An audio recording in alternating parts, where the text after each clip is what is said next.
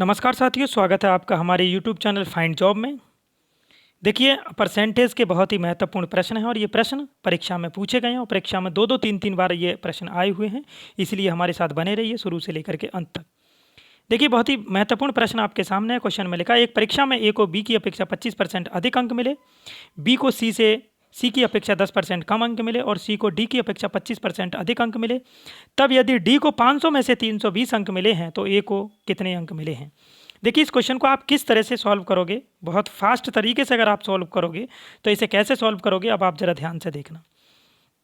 देखिए, यहाँ पर जब हम सॉल्व करेंगे तो ये ए और डी हमारा फाइनली बचने वाला है। कैसे बचेगा वो आपको बताऊंगा।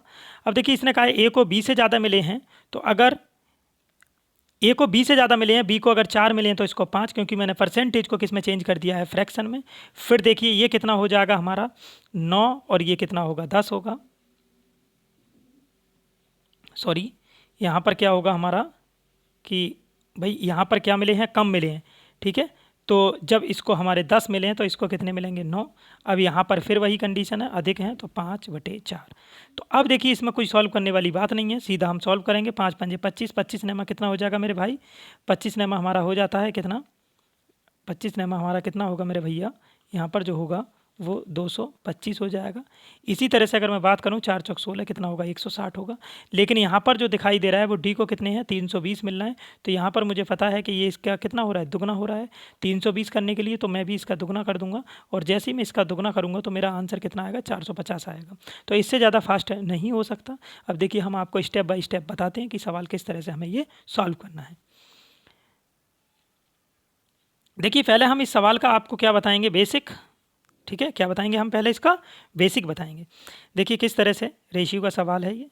ए, बी, सी और डी, हमारे पास 4 कैंडिडेट हैं। यहाँ पर लिखा ए को बी से 25% अधिक मिले हैं, तो बी को अगर 100 मिले हैं तो इसको कितने मिले हैं, 25 अधिक, यानी कि 125 मिले हैं। क्लियर। ऐसे ही बी को सी से 10% कम मिले हैं, सी से, तो सी को अगर 100 मिले होंगे तो इसको कितने मिले होंगे बेटा, 90 मिले होंगे। इसी तरह से देखिए, सी, अब आगे लिखा है सी को डी से 25 अधिक मिले हैं, डी से, तो अगर डी को 100 मिले होंगे तो इसे कितने मिले होंगे, 125 मिले होंगे। क्लियर। अब आप क्या करोगे, फ्रैक्शन में चेंज कर लो। ये कितना हो जाएगा, 4, 25 से भाग करूँ तो ये कितना हो जाएगा, 5 हो जाएगा। इधर मेरा 0 से 0 हट जाएगा, इधर मैं 25 से भाग करूँ 4 बार, ये कितना जाएगा, 5 बार। क्लियर। अब देखिए, हमें रिलेशन ए में और डी में निकालना है, क्योंकि उसने डी के दिए ए के पूछे हैं। क्लियर है। यहाँ पर 1 नहीं है, यहाँ पर क्या दिया है उसने, ए है। ठीक है भैया। तो अब देखिए, जब ए का रेशियो निकालना, जब 4 इस तरह से रेशियो तो कैसे करते हैं, ए का निकालना तो बाहर वाली संख्याओं की गुणा करेंगे। जब बाहर वाली की गुणा करेंगे तो 5 की गुणा 9 में नहीं करके 5 की गुणा पहले 5 से करेंगे। 5 पंजे 25 नेमा 225 हो जाएगा। कितना होगा, 225। अब जब डी का निकालना तो बाहर वाली संख्याओं की मैं मल्टीप्लाई करूंगा। जब बाहर वाली संख्याओं की मल्टीप्लाई करूंगा तो बाहर ये कितना है, 4 की गुणा 10 से हो रही है, फिर कितने से हो रही है, 4 से, तो 4 चौक 16 और एक 0 लग जाएगा, 160 हो जाएगा। मान लीजिए अगर हमें बी और सी का भी निकालना तो ये अंदर की गुणा कर लेते इसकी इसके साथ। ठीक है, 4 पंजे 20 का 0 हो जाता, और 2 9 18, कितना हो जाएगा, 180 हो जाएगा। क्लियर है। अब देखिए, अगर मुझे सी का निकालना होता तो इन दो अंदर वाली की गुणा मार देता मैं, इसकी गुणा 10 से करता, फिर इसकी किससे कर देता, 4 से, तो 4 पंजे 20 और ये 2 0, यानी कि ये कितना हो जाता हमारा, 200 हो जाता। राइट। लेकिन हमें इनसे कोई लेना देना नहीं है और हम निकालेंगे भी नहीं, केवल हम बाहर वाले की निकालेंगे। अब देखिए, इसने डी को कितने दिखाए, 160, तो बी को कितने, ए को कितने, 225। इसका कितना है, 320 है, यानी कि दुगना हो रहा है। कितना हो रहा है, दुगना। तो यहाँ पर भी मैं क्या करूँगा, दुगना कर दूंगा, और जैसे ही मैं 2 से मल्टीप्लाई करूँगा आंसर मेरा कितना आएगा, 450 आ जाएगा। ये राइट आंसर है। अब देखिए, इसी क्वेश्चन को अगर आप और दूसरे तरीके से अगर सॉल्व करने वाले हो तो देखिए, फर्स्ट एंड लास्ट का अगर रेशियो पूछा जाए कभी भी आपसे, तो आप कैसे लिखोगे, A/B, और देखिए कैसे लिखोगे, B/C और गुणा C/D। तो मुझे पता है B से B कट जाएगा, C से C कट जाएगा, मेरा A और D बचने वाला है। अब यहाँ पर उसने लिखा है A को B से अधिक मिले हैं, तो कितने, 25% अधिक। तो अगर इसको 100 मिले हैं तो इसको कितने मिले, 125। इसी तरह से अब B को C से 10% कम मिले हैं, C से कम मिले हैं, तो C को अगर 100 मिले हैं तो इसको कितने मिले होंगे, 90। इसी तरह से अब देखिए, C को D से कम मिले हैं, अधिक मिले हैं 25, तो अगर D को अगर 100 मिले होंगे तो इसे कितने मिले होंगे, 125। राइट। 25 पंजे और 25 चौका, ऐसे ही 25 चौका 100, 25 पंजे 125, जीरो से मैं जीरो हटाऊंगा, ऊपर वाली संख्याओं की गुणा मारूंगा तो मेरा कितना आएगा, 5 पंजे 25 नेमा 225 हो जाएगा।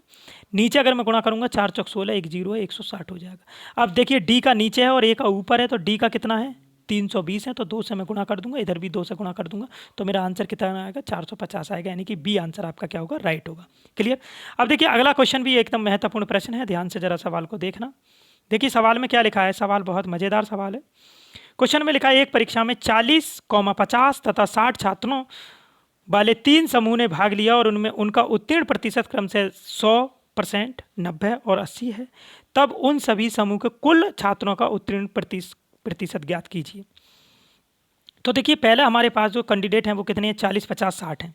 तो देखिए मैं इसको रेशियो में लेकर के चेंज करके आपको सवाल को सॉल्व करके दिखाऊंगा, क्योंकि हमें क्वेश्चन को जल्दी करना है और जितनी कैलकुलेशन आसान कर लोगे उतना ही जल्दी कर सकते हो। कैलकुलेशन जितनी छोटी उतना ही क्या होगा, क्वेश्चन जल्दी हो जाएगा। तो अब आप देखिए मैं 40 को 4 लिख रहा हूँ और 50 को 5 लिखूंगा और 60 को 6 लिख दे रहा हूँ। क्लियर। तो 10 से सब में मैंने क्या कर दिया, भाग कर दिया, यानी कि जीरो हटा दिया। अब देखिए ये जो 4 कैंडिडेट हैं वो कितने हैं, 100 अंक वाले हैं। 5 कैंडिडेट हैं वो कितने हैं मेरे, 90 अंक वाले हैं। और 6 कैंडिडेट हैं वो मेरे कितने, 80 अंक वाले हैं। मुझे सभी के अंकों को क्या करना है, इक्वल करना है। तो मुझे जब सभी के अंकों को इक्वल करना है तो देखिए मैंने एवरेज की क्लास में आपको बताया था, इस तरह के सवालों को एवरेज में कराया था।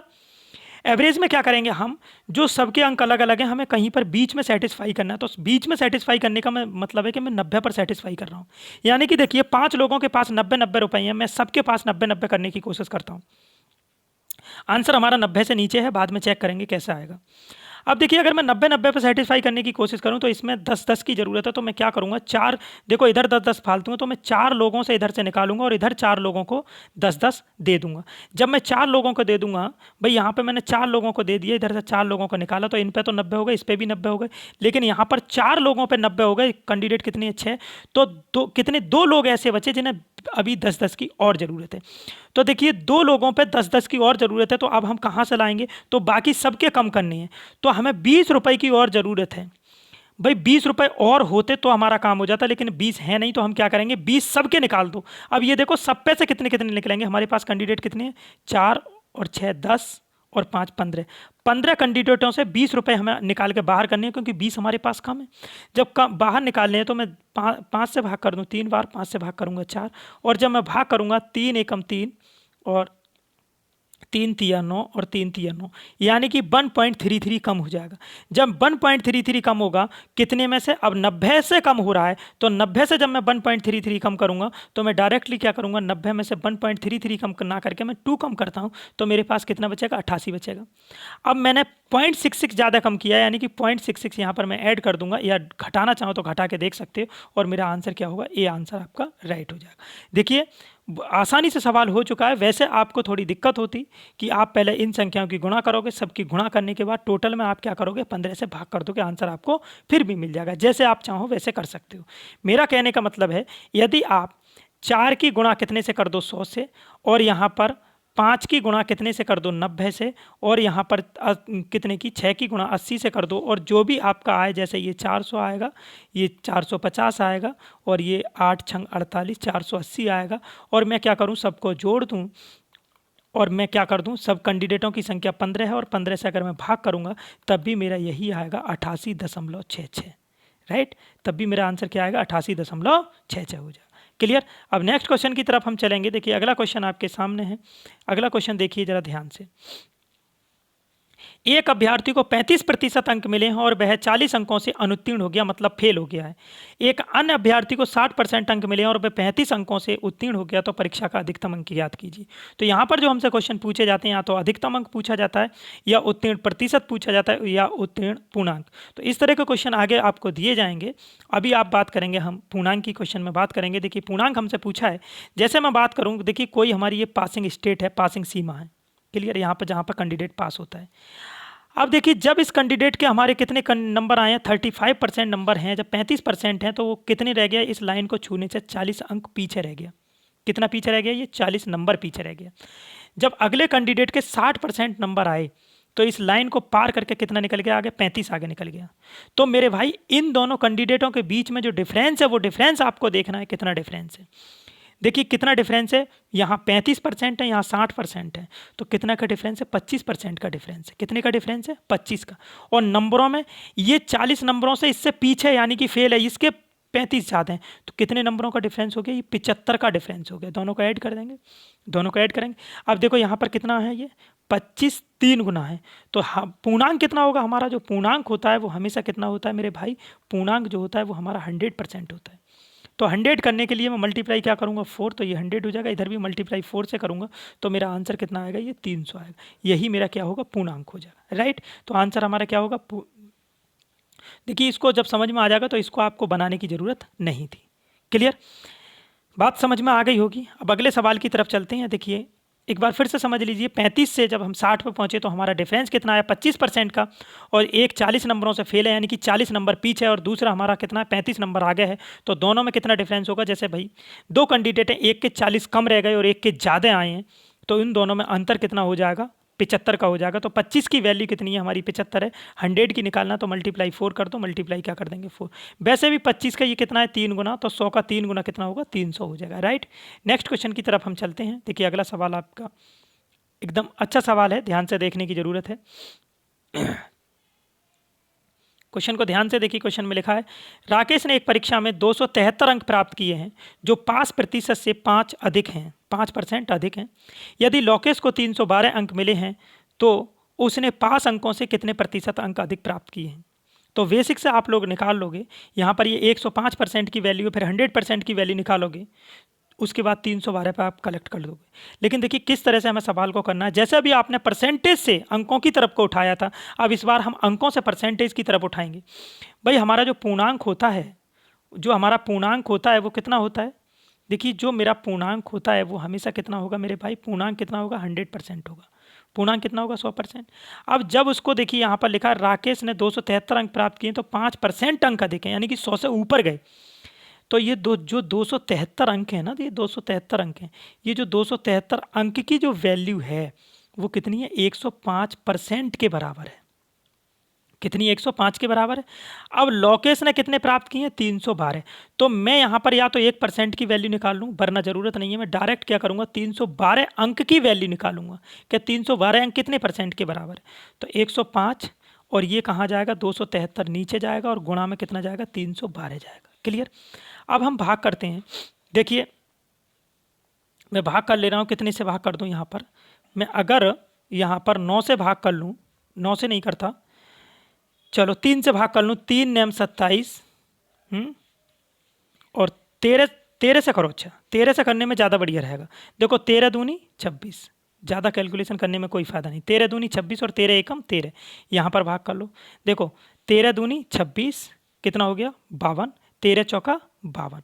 अब 21 से भाग कर लो, 21 पंजे 105 हो जाएगा, तो 24 पंजे कितना होगा, 120 होगा।